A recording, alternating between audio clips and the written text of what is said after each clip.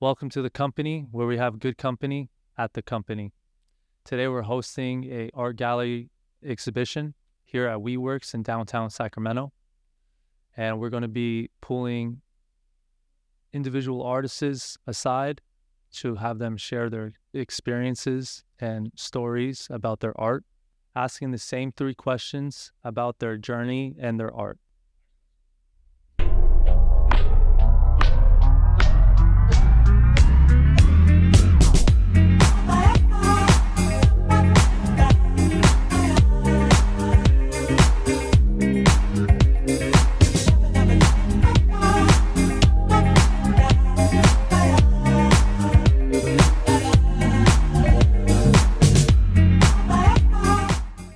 We are live. How you guys doing? Today our first artist here to join us is Devin Masca. And how you doing? How's it going, guys? Thank you for having me. Appreciate it. Yep. So I guess we'll start off with the first question. You know, what inspired you to become an artist and making your art? Cool. I would say I first got really interested about like 15 into a lot of the street art because I'm from San Francisco, so I was always heavily influenced by the street art, murals, graffiti, bright colors and all the murals and all that stuff. So from about 15 to 18, I was doing a lot of graffiti. Didn't really take it too serious, but I was like always around those people that did it. But I started kind of like getting older and I started like getting more into the fine art. So I tried to combine more abstract with like street art, which is why you can see like, you know, I kind of kept like the transparent like washes, you know, like the real quick like spray can movements, you know, the brush strokes. Yeah. So I try to keep it like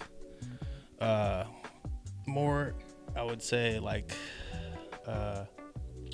geometric shape, abstract. Yeah. And a lot of layering, so I'll like layer on top of layer, different colors to try to bring out like the colors on the background. But a lot of my style has definitely changed.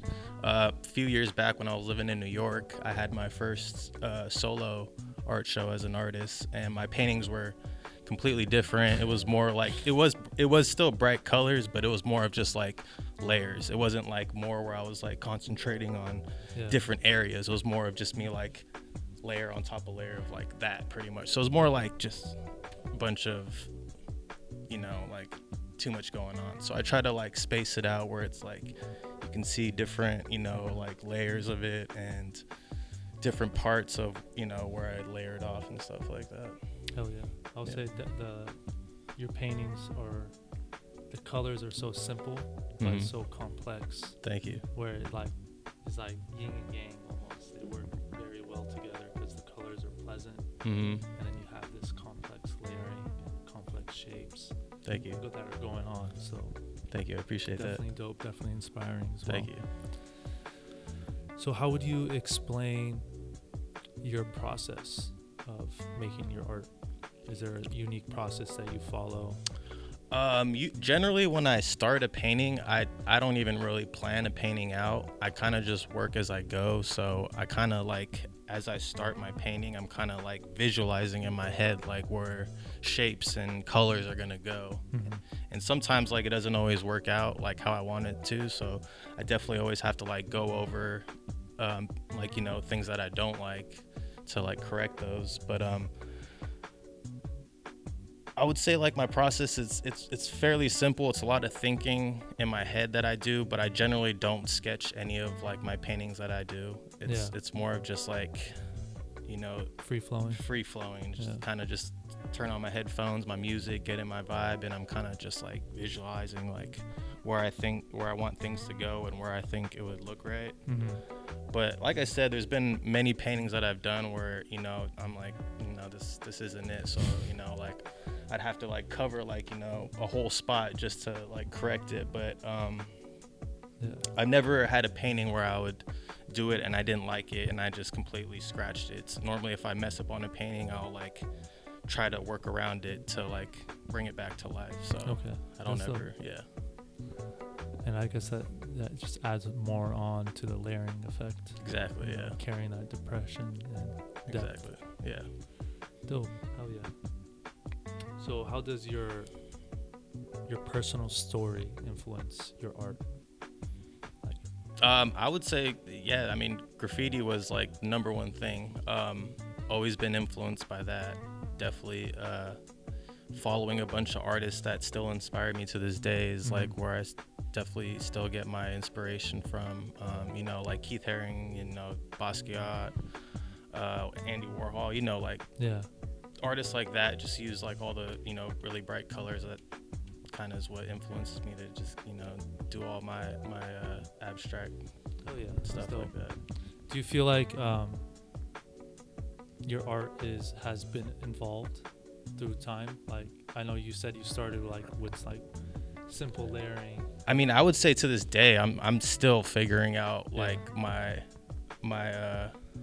niche, my you know, something that makes me stand out. Yeah. And I'm still doing different things to this day, as far as testing out like different ways to like kind of like do different things with my art, and kind of like, you know, like creating like a double brush to get a super wide like brush stroke, which I've been recently doing in my paintings that, you know, I haven't done before, but it gives it that cool like background where it's just kind of like very abstract looking. Yeah. So I mean, I would say to this day, like I'm still like, you know, evolving as an artist and figuring out ways to evolve myself and just keep pushing, keep going, and yeah, I would say I'm not done yet. I'm still in the process of creating and figuring out my stuff. Definitely, it does take time to find that perfect niche, you know, that describes who you are and where you came from, and okay, this is what describes me. Yeah. Cool. For sure. Yeah. Thank you for coming, by the way. Thank you for having me again. Hell Appreciate it. Yeah. Awesome. You guys have it. Devin over here. Check him out. Any shout outs you like to do?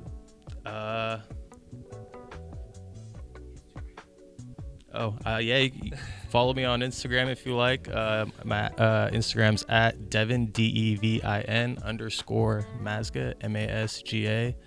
Check out my stuff there. I have a link that brings you right to my website to see all my other paintings and like stuff like that. But huge shout out to Sammy and the team over here for having me on their podcast. Really appreciate it. Thank you for inviting me to the show and having me be a part of it.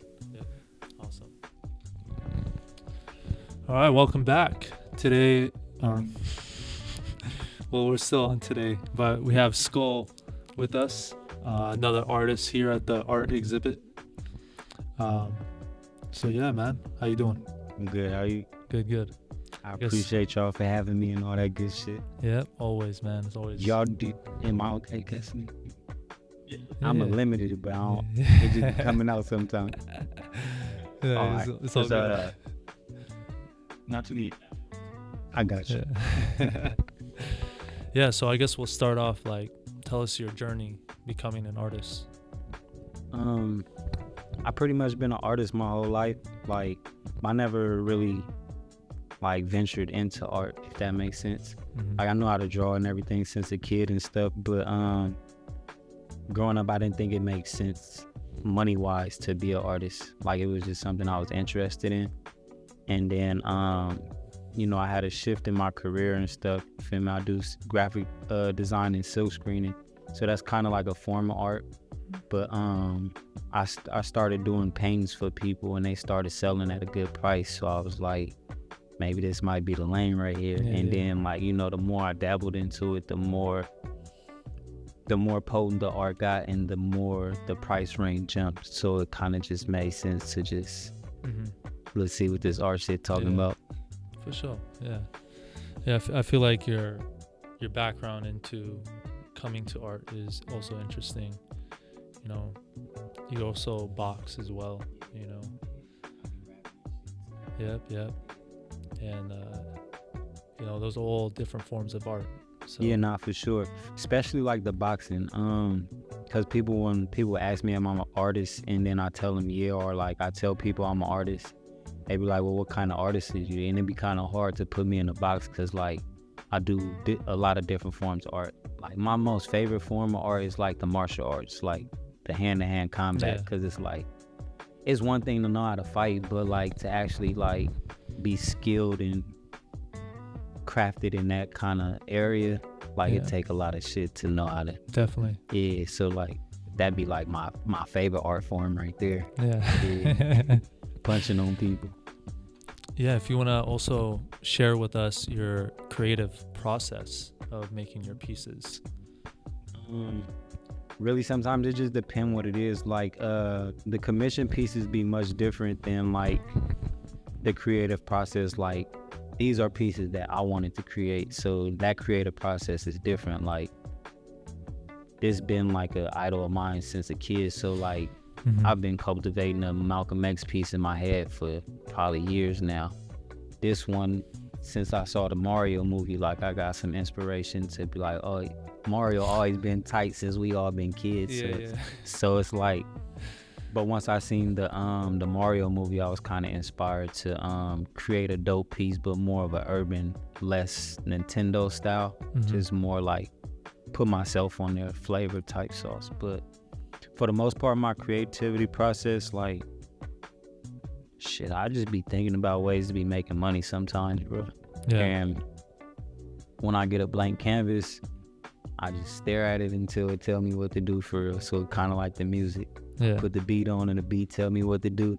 Just like the canvases be telling me what to do. Just listening to the art. Yeah, just listen. Know what I want to, know what I like, the concept I want to create. Yeah. And just from there, let the process be the process. Just create. Hell yeah. So that's kind of my creative process right there. I lay on the floor, look at the blank canvas, and whatever it say do, I just do that. Yeah, daydream into the art. For sure. Yeah, so how, your personal story, how did it influence you into making art in general? As far as art, like art always been a part of my life. Like when I was a kid, I used to always draw on the walls and shit in the house. I used to get a whooping a lot. So, and then I used to have to go, be in my room by myself a lot. So it was like, that was a tool I always had to be creative. Like it kept my mind occupied. And then like when I used to go to school and shit, like I did my work, but like I wasn't interested in school. Like I draw on the papers all the time, little comics and stuff. But like for the most part, like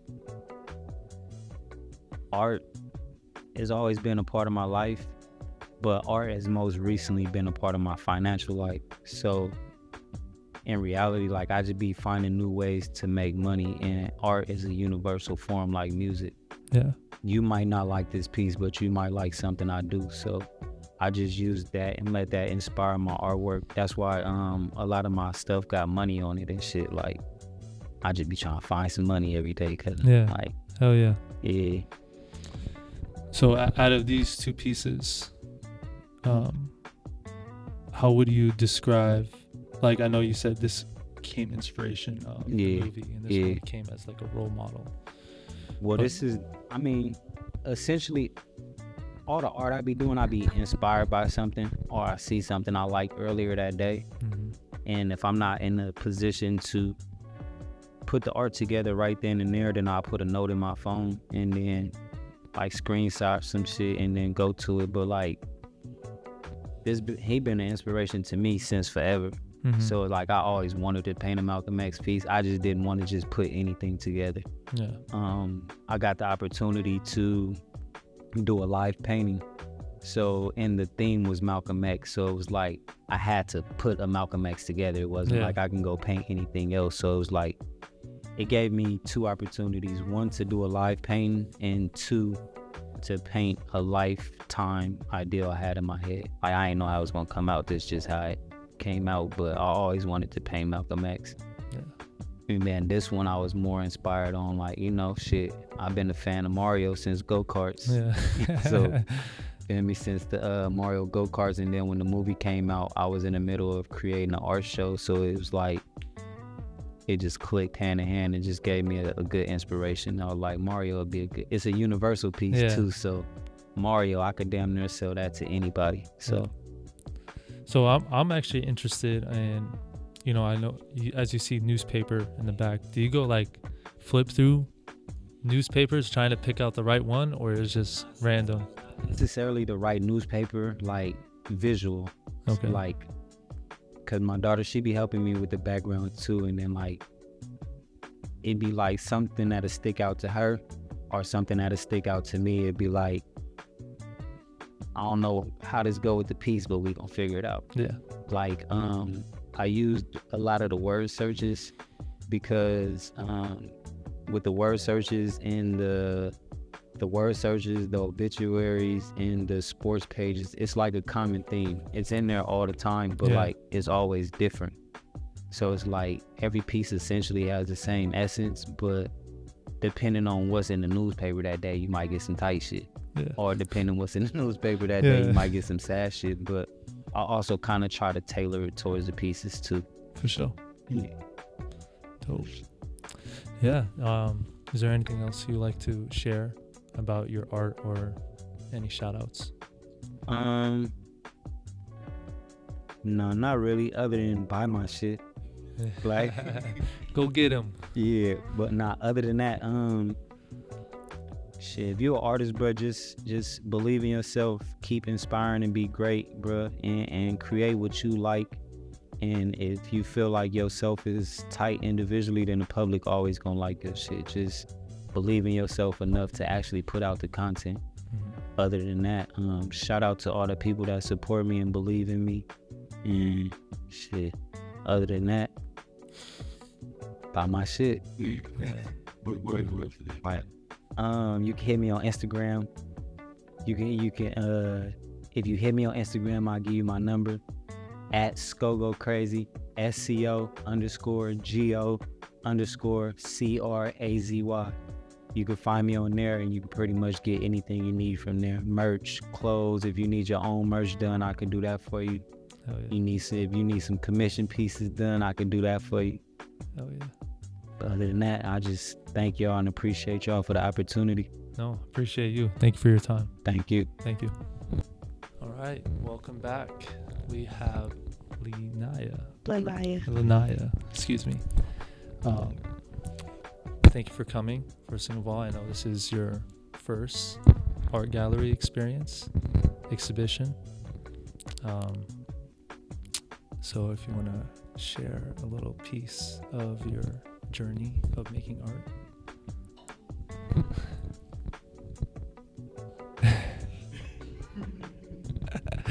It's okay. I don't know. I always liked art, but I don't know. Yeah. I didn't start doing it to being around my dad with art, and it kind of inspired me to do my own art. Okay. Yeah. Is your art picturing something that's you're trying to say or show to the world? No, not really. Okay.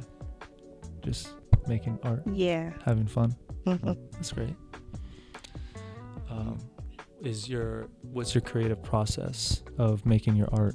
I usually just make the background first, because sometimes I don't know what I'm gonna do till I see the background and whatever goes best with the background. Okay.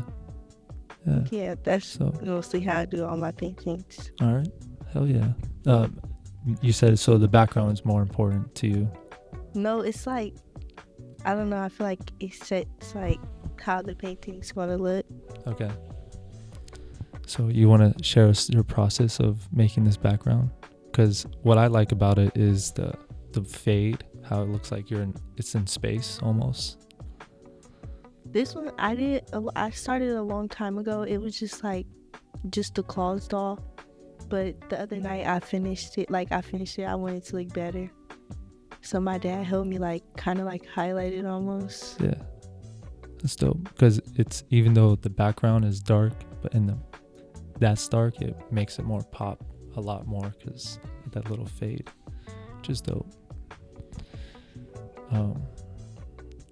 So as watching your dad make art, did you want to find a different technique to make your art, or are you just trying to perfect his his craft in a way? No, I'm better than him, but I mean, he get his ideas off of me. You know, like,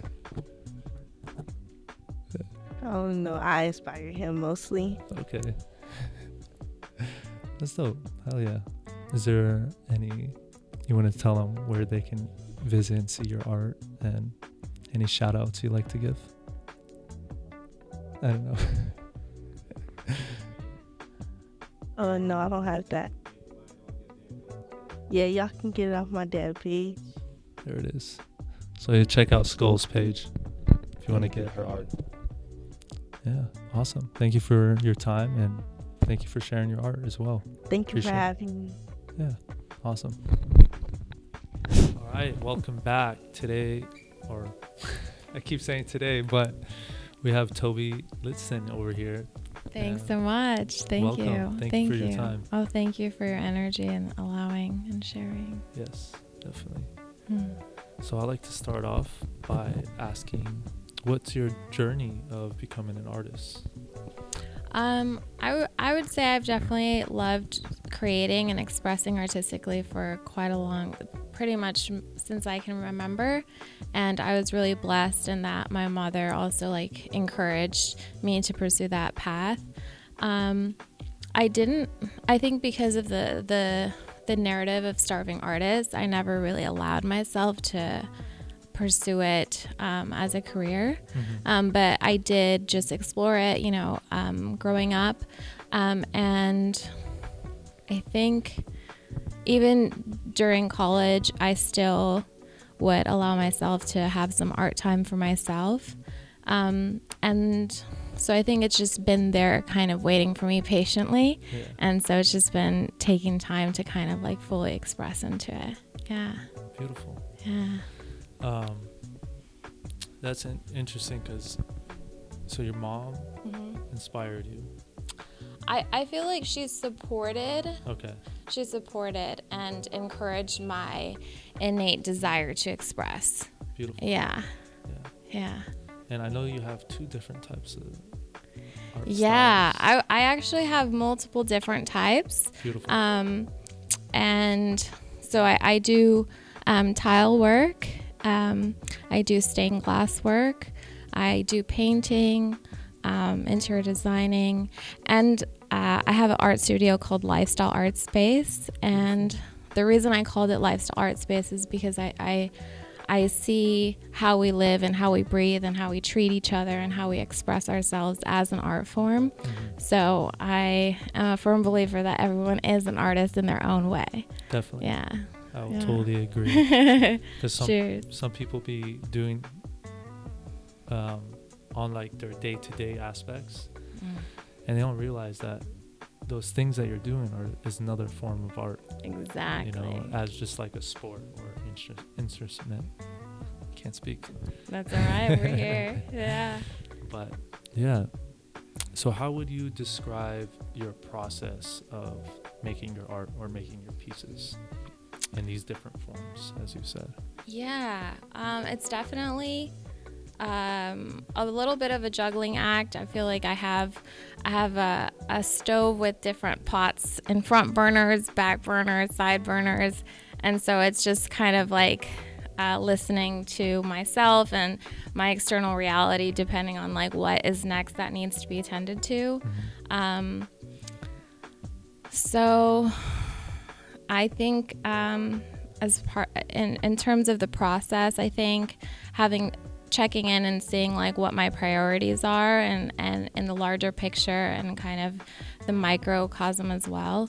So I think in that process I've seen that creating tables is something that I want to do more as like a larger business. So I really want to focus on like larger scale, still artisan but still wholesale work. And So that being more of a macrocosmic picture, and then also just having my creative different expressions kind of along the way. So in terms of the process, kind of focusing and considering this more of like, this is my entrepreneurial venture that I'm really pursuing, and then having, you know, extracurricular activities hanging around. Yeah. Beautiful. Yeah. And I know you don't only make art, but you also help artists present their art as well. So how is that experience different from overseeing people's other processes and seeing yours? Does that push you, or does it inspire you? Does it inspire them? Yeah, I think my focus when it comes to the community upliftment is to inspire others. I think a lot of the time seeing people have so much talent and them not taking themselves seriously, and seeing that within others and in ourselves, we can relate that there's limiting beliefs that stop us from wanting to really take ourselves seriously, or have the ability to let go of fears that stop us from pursuing things. So I think it's a reflection of me wanting to inspire others, and then also trying to evolve within myself to say, you know, like, let's see limiting beliefs as they are, and let's try and release those so that we can really flourish. Beautiful. Yeah. Yeah, I love that. Yeah. So you said you enjoy making tables. And as an architect background, I'm interested, what does a table mean to you? I feel like that reminds me of like platonic forms, and like, what is a table and how do you know a table is a table? If it can look like a clear acrylic piece, or it can look like this, but we know it's a table. So what does it take to, or what do I think a table is? I think in essence, a foundation, and I'm really trying to evoke the notion that they can be a canvas as well. So if restaurants have tables, you know, the table is a canvas, a canvas for their art, you know, so they can present their food, they can present their drinks. So it's allowing another, I guess, like a backdrop canvas for their art. And that's really what I want to show the world, is that tables can be cultural, they can be artistic, they can be stylish, and they can be a part of this extra enhancing experience of what it is that, you know, when we go out to have an experience, just adding another sense to it. Yeah. Beautiful. Thanks. It sounds like the table is like the background of the painting. Yes. Yeah. As they set their food and drinks. Exactly. That's the painting. Exactly. Like Yeah. Beautiful. Yeah. Awesome. So where can people buy your art or take a visit of exploring your spots? Yeah, so right now I'm working out of Lifestyle Art Space, and I am working, I would say I'm in like the prototype phase right now, and one thing that I've been really focusing is, and I mentioned this earlier, but appreciating each step. So even though I'm in the early stages of like creating the prototype and really getting like to more of a larger scale space, I am working out of the studio, and we'll be having a website soon so that I can kind of showcase the different styles. But Lifestyle Art Space is where you can find me. Awesome. Yeah. Yeah, if you want to share your Instagram. Yes, so that's well.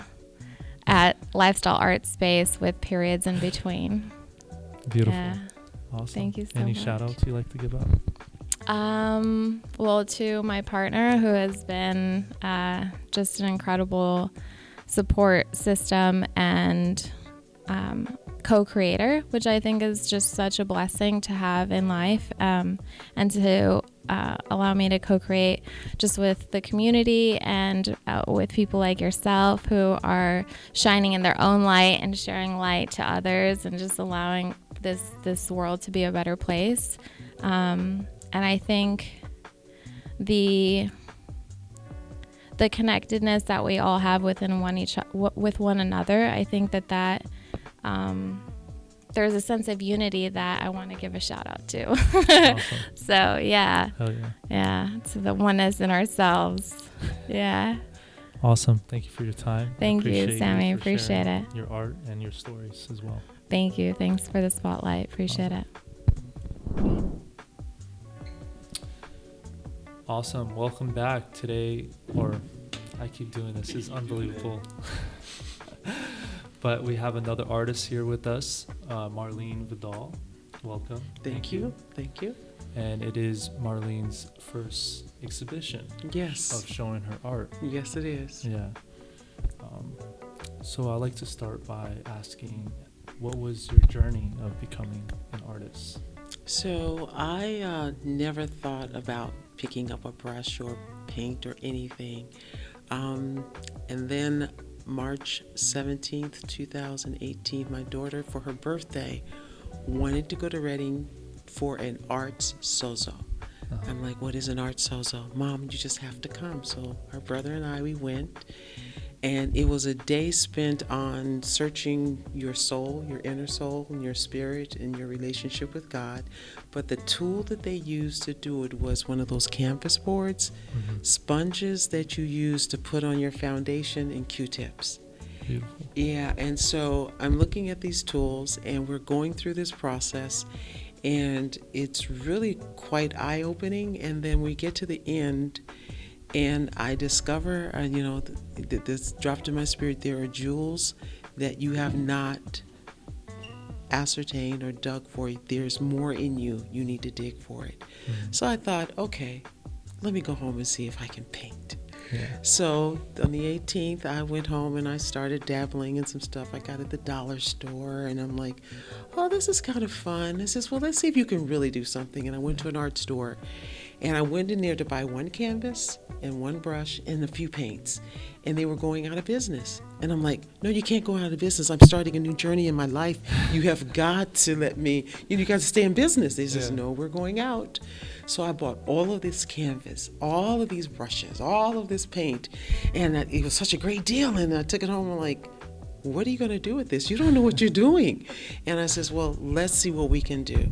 So I started experimenting with different ways of painting on glass and then with my canvases and then with paint and YouTube and one thing led to the other. And I'd come home from work. I was still working then. I'm retired now. Yay. Yeah. And so I would come home every day from work and try something new that I just learned or just seen or saw something do. I was like, how did they do that? Let me go home and see if I can make that happen.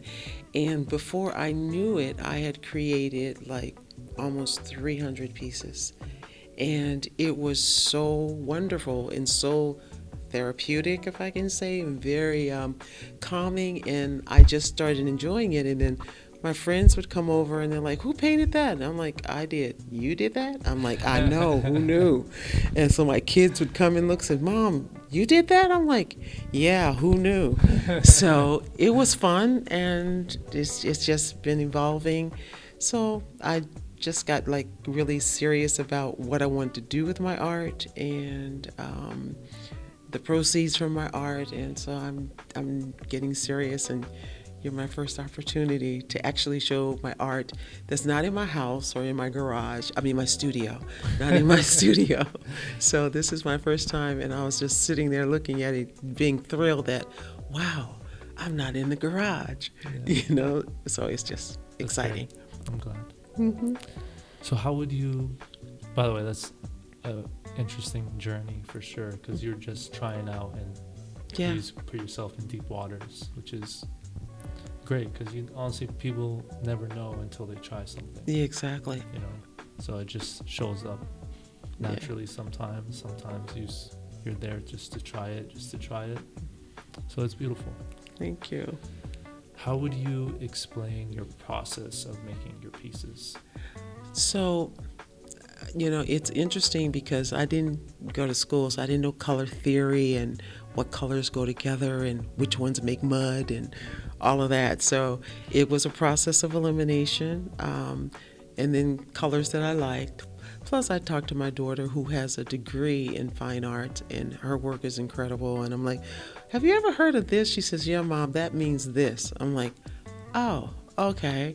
And then I would cheat and go to, Home Depot and Lowe's. They have the paint section, and they have all those colors already matched for you to tell you which ones go together. I'd pull all their swatches, and then I'd go home and look at the colors that I had that were common to those colors, and then try to create something from that. So that was my process. But planning my pieces, I'd say, is 90% of the work, and 10% of the work is actually doing it. So the actual conceptualizing what I'm trying to create, and then, well, how are you going to make that happen, and then what colors you're going to use, and how are you going to mix those colors, or is it going to be textured or not textured? And it's an exciting process. It's a very long process, so you find, as you know, it can take hours to do, and sometimes weeks to do a piece. I have this wonderful piece. I just didn't know what to bring, but that it looked like I did it in 3D, but it took me almost 4 weeks to create it. And it just evolved, and I just kept saying, well, I wonder what happens if I try this. Well, let me try this right here. So that's pretty much the process. And then you cure it. And then once it's done, then the curing and the cleaning and the varnishing, that's the work that you just have to do. But that is not the exciting part. The part is creating it and getting the colors. So I'm actually curious of how are these like drops that make the... Actually, though, that all started as one stream of paint. Okay. And so this is my the name of my company or my studios is Sweet Chocolate Pours. So the sweet chocolate is just a nickname I have for myself a long time ago, and I just dug it up again. But the art form is called pouring. So Sweet Chocolate Pours.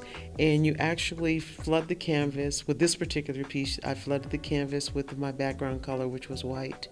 And then I use some silver and black, and I just kind of drew a line poured the paint on the canvas, and then you stretch it out, which means you tilt it back and forth, and then you manipulate it with blowing on it with a straw, with a skewer or end of a paintbrush, and it develops.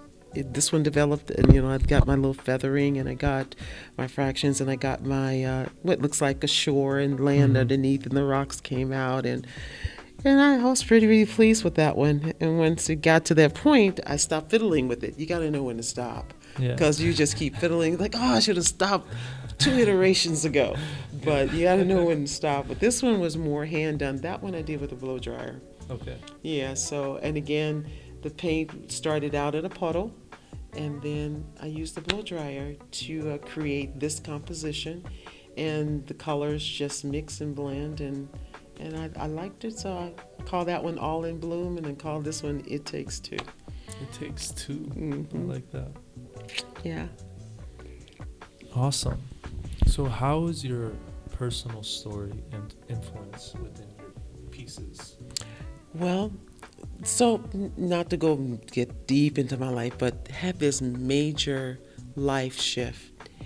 And what I tend to, I don't know if you noticed, but with these pieces and other pieces you see, most of my pieces are very bright, and I like the whites, and I like the negative space, because from the dark place that I was in, God brought me into this place of light and restoration with color and joy.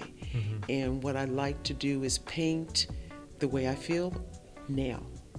And so my life story just says, okay, that's over. Let's put the blossom, let's put the color in, let's put the light in. And so I tend to I'll use like the black for an accent, but you see the majority thing is the white. And then here is blues, and so it's just something that brings joy and sunshine. This is what I want to share. And when you look at a piece, one of my pieces, I want you to feel good. I want you to feel blessed. I want you to feel uplifted. And that's the thought when I'm painting anything. And if it doesn't lift me, if it doesn't give me some sense of joy or like, oh, wow, then it really, I could scrape it and start over and then say, okay. And then when I get something that brings that, then I says, okay, somebody out there is going to feel the same thing, and that's going to be their piece. So when you walk by it at home, you feel good. You feel the presence, and I appreciate that. So that's what I do. Awesome. It's beautiful. Thank you and for your time and showing and sharing your story as well. Oh, my pleasure. Because I know this is your first exhibit, and I hope the best for many more in your new beginnings. Thank you. Is there any shout outs, or you want to let them know where they can buy your art? Yes. Well, April 3rd, I launched my website. It is Art by Sweet Chocolate, studio67.com. So I know that's a long name. My son said, Mom, why is the name so long? I says, because the name tells a story. Art by me, Sweet, S-W-E-T, chocolate. Studio, so you know that it's art. And the 67 that's how old I am. And that's when I started this journey. And .com, and I wanted, no matter when you got this URL, you know a little bit of my history. So, and if I can start at 67, you can start anywhere, and it's never too late. As long as you're breathing, you got time. Beautiful. So, yeah. So please look me up. Oh, I even got an Instagram. I don't know what the address is. So sorry, but I'm working on that part. But if you can find me on the website. There it is, guys. All right. Thank you again. Thank you. We'll see you guys. Bye. All right. You guys have might seen her in our events and other podcasts, but she's also an artist. Kia Kadoma. Welcome. Thank you. Thank you for having me. Yes. I guess we can start by you sharing your journey of becoming an artist. Well, art has always been something I've done since I was a kid. So any art classes or extracurricular activities as a child, I was in. I think as an adult, I was still creating, but it was by way of fashion. And I was very fashion focused, that I did not unlock a lot of other talents I think I have. Well, I hope I have. Until COVID. I think COVID was such a still time for all of us. But it was definitely a time for me to explore freely without restrictions. Mm-hmm. And not a purpose at the time. It was like everything's intentional, but I didn't really have a purpose. There was no shows. It was no, you know what I mean? So it was just for me. It was just natural. You just wanted to just to have fun. Just do it. Beautiful, Yes. as you said earlier. Just do it. Come on, Nike, got to sponsor her already. I do work with them a lot, so thank you. Yeah. So I'm actually interested because you are a big sneaker person, and your art are sneakers. What is your process of making these sneakers a piece of art? I think everyone has always customized sneakers in creative ways, but it was always wearable.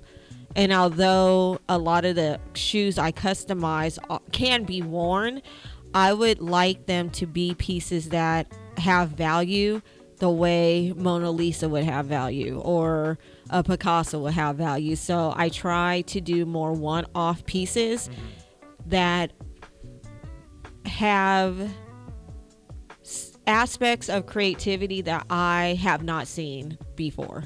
And I'm not saying it hasn't existed. It's just everything's so broad, you don't see everything all the time. So I'm hoping I'm original. The goal is to be original.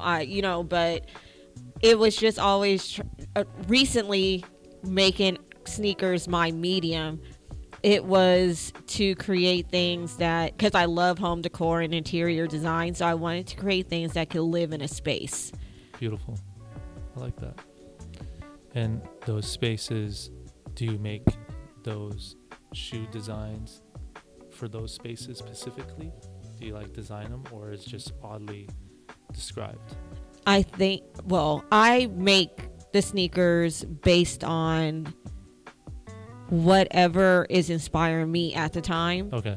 And if it could fit in your space, then that's awesome. But I am a stingy and a selfish creator. So a lot of the pieces I make are one-offs, and they're mine. Yeah. So it sounds weird because you're like, how do you make money off something like that? But I've been able to scale by creating for companies like Nike or Fortnite. They pay for my creativity. So I get to keep whatever it is I'm making because I made it for their marketing strategy or plan. So, but the goal is to create more spaces for sneaker artists that are credible within the art world. So whether it's a museum or something on that level, that's the goal. Beautiful. So I know you did mention that your background was in fashion. If you haven't watched the podcast, to get to know more about her background, but your background has pretty much tied in everything. Yes. All together into your art almost. You got into fashion and then interior designing and then working on cut and sew and that aspects. So do you feel like, are you trying to make an art or trying to express your story, your personal story? I think they coexist together. Okay. I would say my background definitely is reflected in a lot of the work I do, and my approach is reflected in a lot of the work I do, but I try to level up as much as possible to do things that would still be seen by multiple people and appreciated. And it's not a validation standpoint. It's just like, I just want that to empathize with everyone. So even with this sneaker, it's called the Air Force One. This is Dev named it, but he was joking. And I was like, that's awesome. This sneaker, I was a hairstylist. I call it a kitchen beautician. I was an unlicensed hairstylist. God, hopefully no one sees this because I don't want to owe anybody. But I worked at home for many years, and when COVID happened, I actually stopped doing hair. It was my exit plan. It worked out perfectly because I was trying to wing everybody off of coming to me anyway. So I was trying to get my clients to go other places. I'm done. But I had such a passion for hair that I wanted to create that and represent Black women in our hair journey, and those relationships that I built over the years, how meaningful they were to me and the client. But our hair journey is part of our whole lives, and understanding how we are as people, are women. And so the Air Force One was created to just pay homage and have representation for those relationships that I had. That's awesome. Thank you for sharing that too. Well, it's very unique. I like the uniqueness of your process and it's not a canvas. It's not a wall. You're just using your shoes to express your art, which is dope. It's yes, different. Thank you. I feel like graffiti artists weren't valued back in the 80s and 90s, right? It was considered vandalism, and sneaker artists are going through that as well right now, to where if it's not completely wearable or you don't understand it, then it doesn't have value. And I'm just trying to change the perspective of how we express ourselves, and because of our passion for sneakers, we use that as the canvas. And it is Like I follow some of the most amazing artists that use sneakers as a medium, Yeah. and I would love to see them have their days. Hell yeah. Awesome. Well, thank you for your Thank time you. and thank you for showing and sharing your story. Thank you, and watch eBay Love Kicks episode 2. There it is. I don't know if you said your art is not for sale. Do you sell any of your art?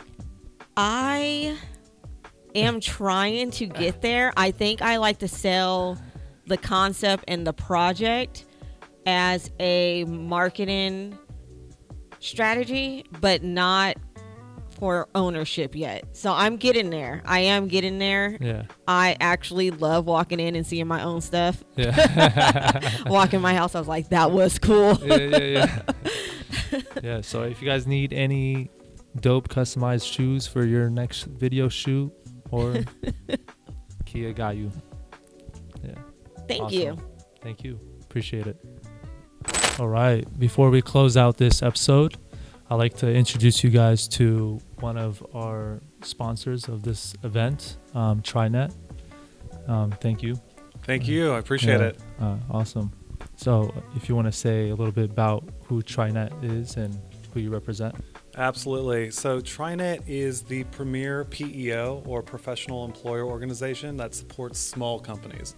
And founders typically turn to us when they experience challenges with compliance, or if they want to provide better benefits for their team. And so we step in as a partner of theirs and really help them focus on the core of their business. Awesome. That's great. Yeah, it seems like you guys are a great asset at this current time where people need that extra lead or help in a way. Absolutely. I think, in today's environment, there's so many challenges. If you think about COVID or the SVB situation, we've been a partner that's able to step in during those critical times of risk and really allow that company to move forward without those problems bogging them down. So TriNet's HR infrastructure and benefits provide that large group infrastructure that these smaller companies need. So it's been a privilege. Beautiful. So if you guys need help in your new startup or new business, TriNet will guide you the right way. If you guys don't know, they supplied the wine and charcuterie boards. So I appreciate that for you. It's always enjoyable to dive into that food. Awesome. So how did you think about the event? I thought it was great. I thought the artists were really interesting, and just being able to see some of the work and even the small stories that you learn, like where they acquired the paint to paint that. Yeah. In Thailand, for example, in this one situation, that's really interesting, and just seeing the reason why they're working on that or how they created it. It's awesome, and I thought the turnout was really great. Awesome. Appreciate it. And thank you again. Thank you. Yeah. Thank you very much. Yeah. If you want to share any of your infos or call outs. Absolutely. So my name's Jason Deal. You could email me at jason.diehl@trinet.com. That's TRINET.com. Awesome. You guys heard it? TriNet over here, changing the world. Thank you very much. Thank you. All right. Awesome. Yeah. So, thank you guys. Thank you for joining this mini pod experience with individual artists. Yeah, and thank you for all the artists that showed up today, showed their experience, and displayed their art. Yes, and our whole goal was to highlight everybody's story, because we know a picture has a story behind it. And each of these artists explain their story and their process, and they're both all uniquely different. So thank you for listening and joining us. Thank you, TriNet and WeWork as well. Yeah, thank you guys. And then we'll see you on the next one where we have good company at the company.